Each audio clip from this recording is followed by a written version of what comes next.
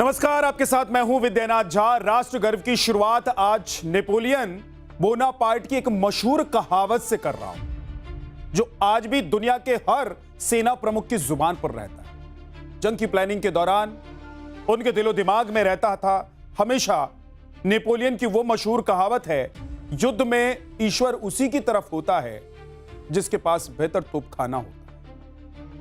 आधुनिक युद्ध के इतिहास में सबसे सफल जनरलों में होती है नेपोलियन की गिनती। उसने 60 से ज्यादा युद्ध लड़े, उसमें से 56 में जीत हासिल की, यानी कि जीत का रिकॉर्ड 95% से भी ज्यादा। और यह रिकॉर्ड नेपोलियन ने अपने जबरदस्त तोपखाने के दम पर बनाया। नेपोलियन की कहावत मैंने आपको इसलिए सुनाई क्योंकि आज मैं आपको भारतीय सेना की आर्टिलरी यानी कि तोपखाने में हुए बदलाव की वो हैरत अंगेज कहानी सुनाने जा रहा हूं, जो आपको और भी राष्ट्र गर्व से भर देगी। भारतीय तोपखाने की बात करूं तो बोफोर्स घोटाला भी आपको याद आता होगा, जिसके कारण 1989 में राजीव गांधी के नेतृत्व वाली कांग्रेस सरकार गिर गई। उस घोटाले के बाद लगभग 30 साल तक भारतीय सेना को एक भी आधुनिक तोप नहीं मिल पाई। भारतीय तोपखाने की वो तस्वीर मोदी सरकार ने पिछले एक दशक में इस तरह बदल दी है कि दुनिया हैरान है।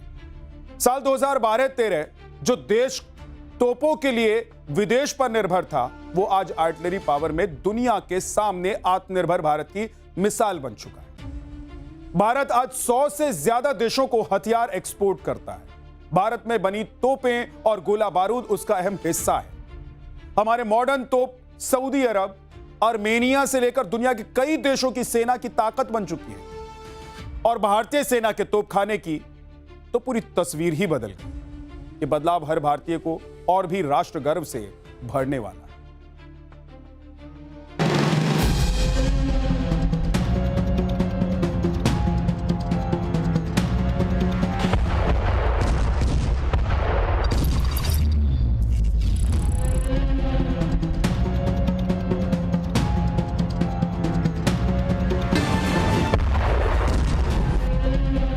पूर्वी लद्दाख का चुशूल, न्योमा, देपसांग, गलवान घाटी या पेंगोंग झील का इलाका हो, या उत्तराखंड में चमोली की बाराहोती और नीति घाटी, उत्तरकाशी की नीलंग घाटी और भैरव घाटी।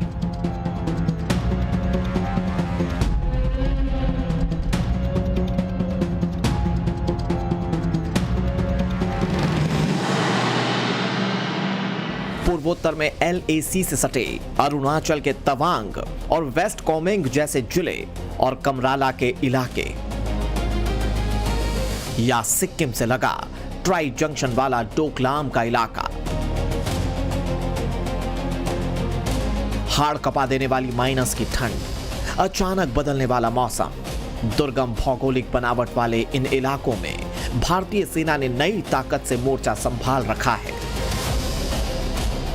चीन की सीमा यानी कि LAC से ये इन दुर्गम इलाकों में आजादी के बाद 7 दशकों तक दुश्मन से निपटने की चुनौती बड़ी थी।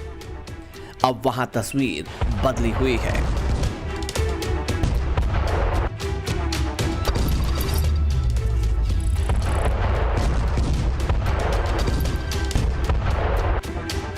चीन की स्लाइमी स्लाइसिंग यानी कि धीरे धीरे जमीन कब्जाने की रणनीति के सामने भारत ने इन इलाके में लोहे की दीवार खड़ी कर दी है। वहां K9 वज्र, T90 भीष्म, M777 होवित्जर और धनुष जैसी हमारी अत्याधुनिक तोपों ने मोर्चा संभाल रखा है।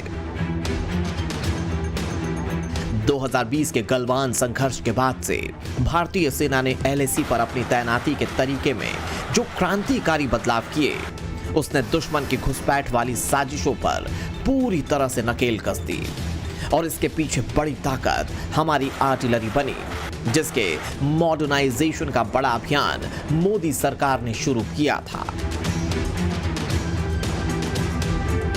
राष्ट्र गर्व की इस महत्वपूर्ण कहानी की परतें आगे भी खोलेंगे, लेकिन पहले ड्रैगन पर नकेल कसने की वो कहानी जिसके चलते चीन को भारत से सीमा विवाद पर चर्चा के लिए बातचीत की टेबल पर आना पड़ा। अक्टूबर 2024 में एक बड़ा कूटनीतिक समझौता हुआ, जिसके तहत देपसांग और डेमचोक जैसे इलाकों में चीनी सेनाओं को पीछे हटना पड़ा। भारतीय सेना ने इन इलाकों में 2020 से पहले वाली स्थिति में फिर से गश्त शुरू कर दी है। अगस्त 2025 और फरवरी 2026 में दोनों देशों के विदेश मंत्रियों और वरिष्ठ अधिकारियों के बीच हाई लेवल मीटिंग हुई और अब सीमा विवाद के स्थायी समाधान के लिए चीन एक्सपर्ट ग्रुप बनाने के लिए जिस तरह राजी हुआ है वो भी राष्ट्र गर्व की कहानी है। आपको ये तस्वीरें याद होंगी जब जून 2020 में गलवान में कर्नल संतोष बाबू समेत 20 भारतीय सैनिकों ने अपनी शहादत देकर चीनी घुसपैठ को नाकाम कर दिया था। तब विदेशी न्यूज एजेंसी की रिपोर्ट थी कि चीन के 45 सैनिक गलवान झड़प में मारे गए थे और 20 से ज्यादा बुरी तरह से घायल हो गए। अपनी नाक बचाने के लिए चीन ने तब अपने 4 सैनिकों की मौत की बात कबूली थी, जिस पर चीन में हल्ला मच गया था।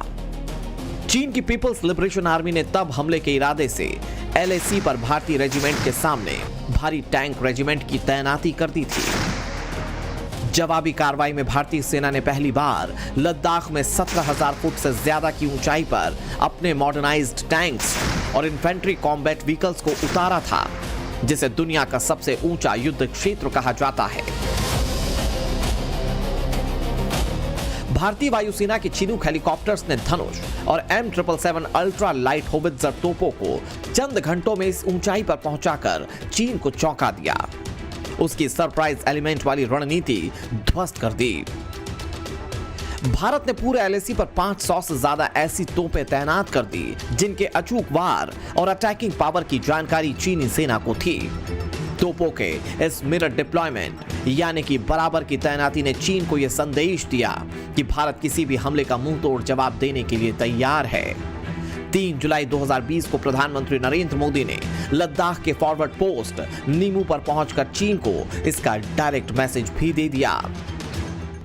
हम वो लोग हैं जो बांसुरीधारी कृष्ण की पूजा करते हैं, तो हम वही लोग हैं जो सुदर्शन चक्रधारी कृष्ण को भी आदर्श मान करके चलते हैं। मारवाद का युग समाप्त हो चुका है। ये युग विकासवाद का है। इतिहास गवाह है कि ऐसी ताकतें मिट गई हैं या मुड़ने के लिए मजबूर हो गई है। 2020 की ग्लोबल फायर पावर रिपोर्ट के मुताबिक तब चीन की आर्टिलरी पावर भारत से करीब करीब दोगुनी थी। चीन के पास स्वचालित और खींची जाने वाली तोपों की कुल संख्या 7400 के आसपास थी, जबकि भारत के पास दोनों तरह की कुल मिलाकर लगभग 4300 तोपें ही थी। चीन के पास लंबी दूरी तक मार करने वाला रॉकेट सिस्टम भी था, लेकिन भारतीय सेना के तोपखानों को 2014 के बाद जिस तरह माउंटेन वॉरफेयर यानी कि ऊंचे पहाड़ों पर होने वाली जंग के लिए अपग्रेड किया गया है, जिस तरह तोपों के गोलों को लंबी दूरी तक मार करने वाला और अचूक निशाना बनाने वाला बनाया गया है और उनके साथ modern weapon locating radar Swati को कनेक्ट किया गया है। स्वाति सीधे टैंकों के अंदर नहीं लगा होता है, बल्कि यह शक्ति artillery combat command and control system के जरिए टैंकों और तोपों से नेटवर्क के माध्यम से जुड़ा हुआ होता है। लद्दाख अरुणाचल में चीन ने भारी तोपों की तैनाती कर रखी, जिसका तुरंत मूवमेंट आसान नहीं था। ऐसे में स्वाति रडार ने दुश्मन पर मार करने की इंडियन आर्टिलरी की ताकत को कई गुना बढ़ा दिया था।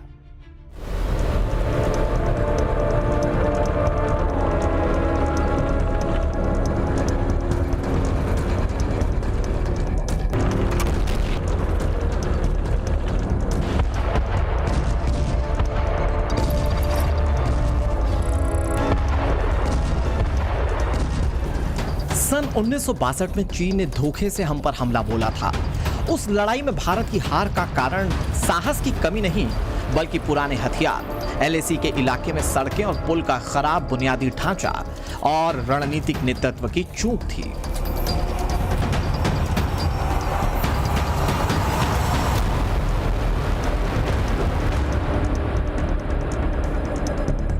आज भारत उन कमियों को दूर कर चुका है। साल 2014 तक भारतीय सेना की जो आर्टिलरी पुरानी बोफोर्स और रूसी तोपों पर निर्भर थी, आज वन नेशन वन कैलिबर की रणनीति पर चल रही है।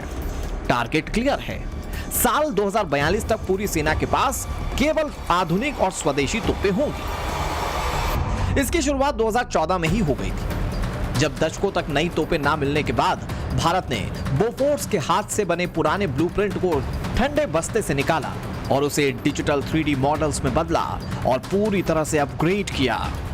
धनुष का निर्माण वहीं शुरू हुआ जहां कभी बोफोर्स की मरम्मत की जाती थी, यानी कि जबलपुर की गन कैरेज फैक्ट्री में। इस तरह भारत का पहला और पूरी तरह से स्वदेशी तोप धनुष दुनिया के सामने आया।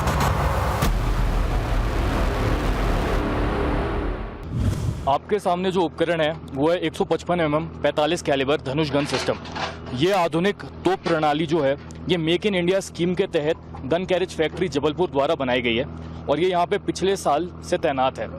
इस गन के बारे में मैं आपको और विशेषताएं बताता हूँ। 4000 मीटर सी लेवल के ऊपर 48 किलोमीटर तक ये टारगेट को सटीकता से भेजने की क्षमता रखती है। इसको ऑपरेट करने के लिए 8 क्रू मेंबर की जरूरत पड़ती है। धनुष 155 mm की 45 कैलिबर की मॉडर्न तोप है। इसमें smart inertial navigation system INS लगा है, जिससे ये तोप जिस इलाके में तैनात है उसकी पूरी जानकारी रखती है।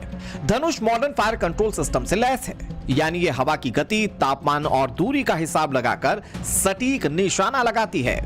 इसमें थर्मल इमेजर और लेजर रेंज फाइंडर लगा है। इसकी वजह से ये घने अंधेरे, धुंध या धूल भरे मौसम में दुश्मन को साफ देख सकती है और सटीक हमला कर सकती है। ये बर्स्ट मोड में 15 सेकंड में 3 गोले और इंटेंस मोड में 3 मिनट में 15 गोले दाग सकती है।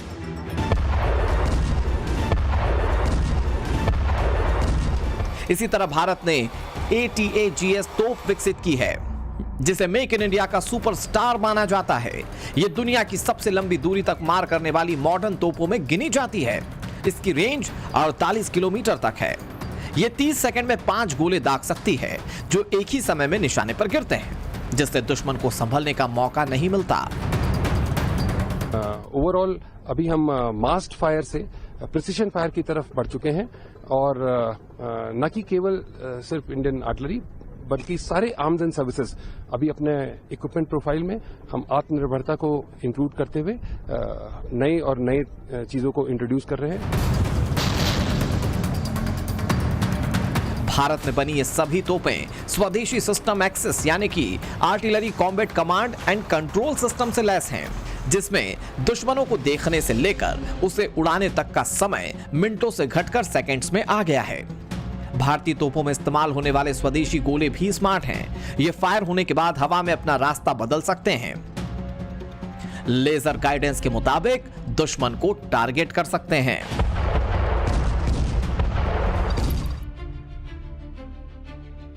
दो 2014 तक भारतीय तोपखाना पुरानी बोफोर्स और रूसी तोपों पर निर्भर था। वहां अब वन नेशन वन कैलिबर की नीति लागू कर दी गई है। इसका इंपैक्ट भी बताता हूं आपको कि क्या हुआ। अभी हमारी सेना के पास 4400 से ज्यादा तोपें हैं, जो अलग अलग कैलिबर की हैं। यानी कि 105 mm की तोपों की मारक क्षमता 18 किलोमीटर है। 130 mm तोपें 27 से 38 किलोमीटर तक मार कर सकती हैं और 155 mm की जो तोपें हैं उनकी मारक क्षमता 48 से 50 किलोमीटर तक। One nation one caliber plan के तहत सेना की कम कैलिबर की तोपों को भी अपग्रेड कर 155 mm का बना दिया जाएगा और इसके लिए मोदी सरकार ने फील्ड आर्टिलरी रेशनलाइजेशन प्लान यानी कि FARP लागू कर दिया है। इसके अगले साल भर में भारतीय सेना में 2800 से ज्यादा नई मॉडर्न स्वदेशी तोपें शामिल हो जाएंगी। इसके जरिए साल 2042 तक भारतीय तोपखाने की गिनती दुनिया के सबसे ताकतवर तोपखानों में होने लगी और इस पर तेजी से काम किया जा रहा है।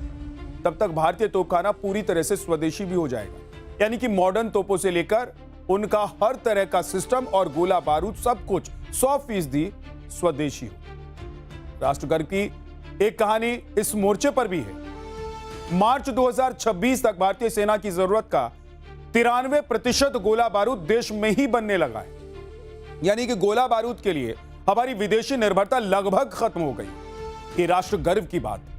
इससे युद्ध के समय गोला बारूद की सप्लाई आसान हो जाएगी। साल 1999 में जब करगिल युद्ध हुआ था तो भारत को इमरजेंसी में बोफोर्स तोपों के लिए विदेशों से महंगे दाम में गोला बारूद खरीदना पड़ता था। उस युद्ध में भारतीय तोपखाना कैसे राष्ट्रगर्व की नई मिसाल बना था, इस रिपोर्ट में आपको दिखा।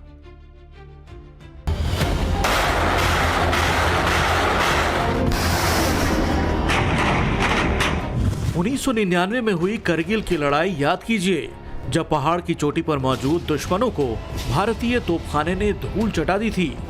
उस युद्ध में असंभव को संभव कर दिखाया था। इस युद्ध में .5140 की लड़ाई खासतौर से भारतीय तोपखाने के अदम्य साहस और निर्णायक भूमिका के लिए याद की जाती है। .51